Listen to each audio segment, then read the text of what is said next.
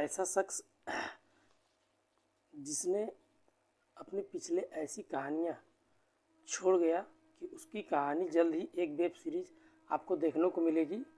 अपने बचपन में रेलवे पर मूंगफली बेचा करता था, कभी सब्जियों पर ठेला लगाया करता था और अपना गुजारा के लिए उस शख्स ने इतना अमीर हो गया कुछ दिन के बाद कि उसने मुंबई पर एक बार गर्ल पर एक रात के लिए 93 लाख रुपए उड़ा दिए और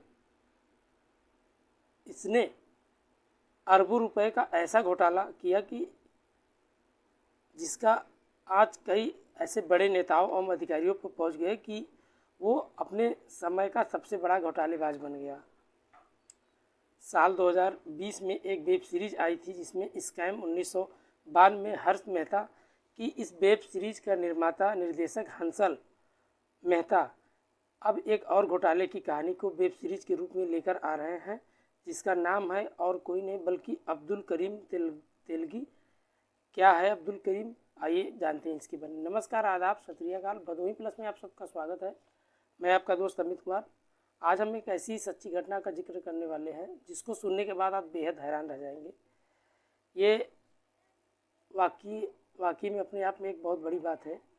29 जुलाई 1961 में करीम तेलगी का जन्म कर्नाटक में खानपुर में हुआ था। इसके पिता एक रेलवे में काम किया करते थे, लेकिन अब्दुल करीम तेलगी ने बचपन में ही अपने पिता को खो दिया था और पिता के मौत के बाद उसके परिवार की बदहाली शुरू हो गई और उसने पेट पालने के लिए अब्दुल करीम के साथ सब्जी फल बेचता था, कभी मूंगफली बेचता था। इसके साथ वो अपनी पढ़ाई भी किया करता था।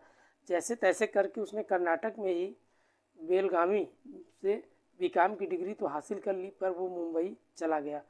मुंबई में जाके उसने कुछ समय तक काम किया और कुछ समय काम करने के बाद वो सऊदी अरब चला गया और सऊदी अरब जाने के बाद 7 साल के बाद फिर वापस मुंबई चला गया। तेलगी ने अरबियन मेट्रो ट्रेवल्स के नाम पे एक कंपनी खोली थी और लोगों को नौकरी और मजदूरी के लिए सऊदी अरब भेजने का काम किया करता था।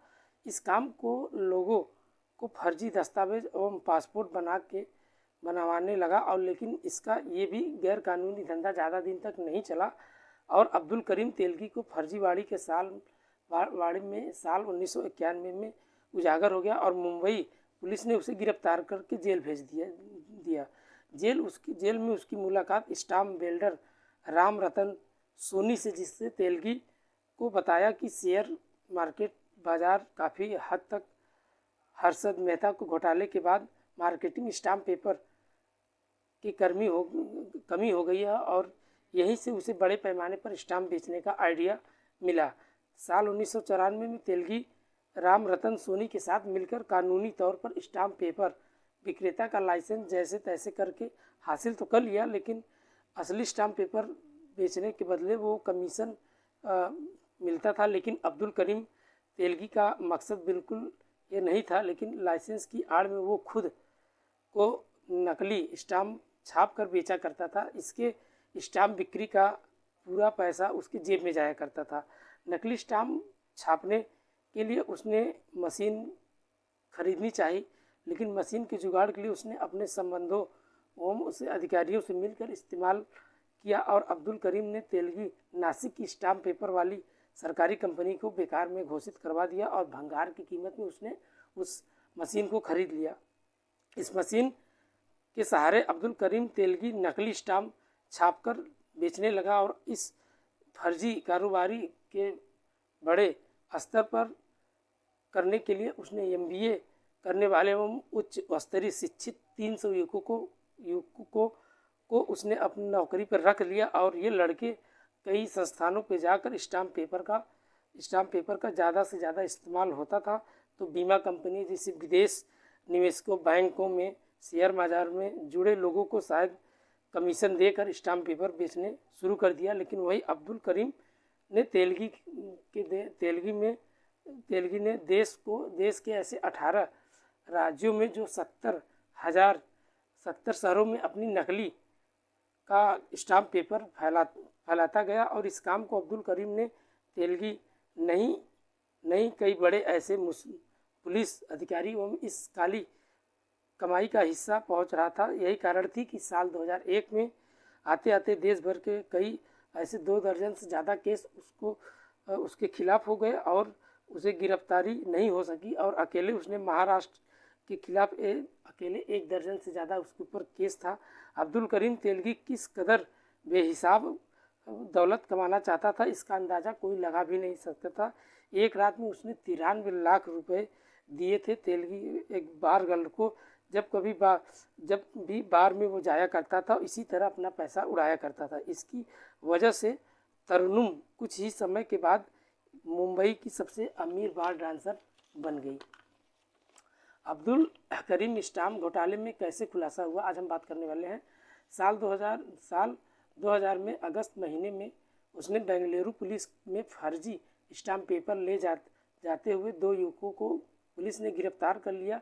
इस मामले में जब जांच शुरू हुई तो फर्जी स्टाम्प घोटाले में के पड़ते उसका खुलासा शुरू हुआ और नवंबर 2001 में उसने अब्दुल करीम तेलगी का अजमेर में गिरफ्तार कर लिया गया। लेकिन गिरफ्तार होने के बाद जब वह पुलिस ने तेलगी से पूछताछ की तो उसने कई ऐसे बड़े पुलिस नेताओं एवं अधिकारियों को भी नाम ले रखा था, आने लगा था। उस गिरफ्तारी हुई मामले में जब सीबीआई को इस केस के लिए सौंपा गया तो जांच में 18 शहरों के तेलगी की अकूत संपत्ति और 130 बैंकों के खाते से पता चला कि घोटाला करीब 20,000 करोड़ रुपए का था। लेकिन नार्को टेस्ट में तेलगी ने जब महाराष्ट्र के 2 बड़े नेताओं का नाम लिया तो लेकिन इन आरोपों में वो भी सिद्ध नहीं हो पाया। तो इस तरह उसने हर्षद मेहता को भी कुछ बड़े ऐसे नेताओं के नाम लिए, लेकिन आरोप वहीं भी सिद्ध नहीं हो पाया। तो हमेशा ही कहा जाता है कि हमेशा ही छोटी मछलियाँ फंसती हैं जाल में। तो साल 2006 में उसने अदालत के तेलगी ने 202 करोड़ रुपए का जुर्माना के साथ 30 साल का उसे बामुशक्कत कैद की सज़ा सुनाई गई, लेकिन वहीं बेंगलुरु जेल भेज दिया गया। लेकिन जेल में वो काफ़ी आलीशान ज़िंदगी जी रहा था। इसी बात का खुलासा तब हुई जब 2017 में बेंगलुरु की डीआईजी रूपा ने ये बात खुलासा किया कि स्पेशल ट्रीटमेंट के लिए उसे मसाज के लिए 3 से 4 लोगों को दिया जाता है। और इस खुलासे के 3 महीने ही बाद 26 अक्टूबर 2017 को अब्दुल करीम तेलगी की मौत हो गई और बताया गया है कि डायबिटीज़ और हाई ब्लड प्रेशर के कारण उसके कई अंग ऐसे थे जो काम नहीं कर रहे थे। जैसे कि देश में हर घोटाले के साथ होता ही है, इस घोटाले में भी ऐसा ही हुआ था। अब्दुल करीम तेलगी उसकी मौत हो गई और उसकी मौत के बाद नासिक के एक अदालत ने साल 2018 में इस घोटाले में 8 आरोपी को सबूत के अभाव में उन्हें बरी कर दिया। कहानी अगर आपको अच्छी लगी हो तो कमेंट में अपनी राय ज़रूर बताइएगा, और जो चैनल पे नए हो तो प्लीज़ चैनल को सब्सक्राइब कर लीजिए और हमारे पेज फेसबुक को फॉलो कर लीजिए। इस कहानी के माध्यम से किसी के प्रति कोई ठेस नहीं या किसी के प्रति कोई द्वेष नहीं, बस इस कहानी के माध्यम से आपको समझाना था। आप जहाँ भी रहें सेफ रहें, सुरक्षित रहें, और जो भी कदम उठाएं उसे सोच और समझ कर कदम उठाएं। मिलते हैं आपसे ऐसे ही मज़ेदार वीडियो के साथ, मिलते हैं आपसे एक नेक्स्ट वीडियो में। तब तक के लिए बाय बाय, गुड नाइट, जय हिंद दोस्तों।